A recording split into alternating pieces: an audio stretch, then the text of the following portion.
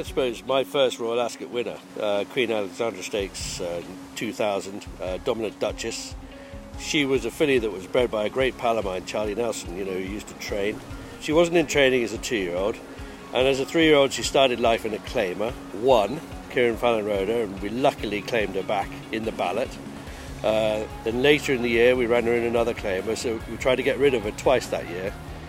Kept her in training as a 4-year-old, and she had a bit of trouble breaking blood vessels, and by the time the end of the 4-year-old career came, everybody had sort of rather deserted her, and she ran in the Cesarewitch and no one came, and she finished second in the Cesarewitch.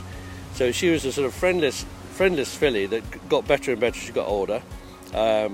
She had a great year that year, 2000, and to go and win the Queen Alexandra Stakes, she was a filly who liked to sit at the back of the field. She was completely detached in a 2-mile 6 race.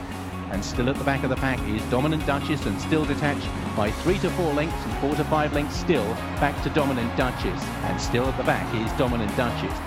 When the commentator was, every time he said, and Dominant Duchess now detached, and Dominant Duchess at the back, and Dominant Duchess still at the back. And then she came with a real rattle under Richard Quinn and won, and it was just a fantastic day.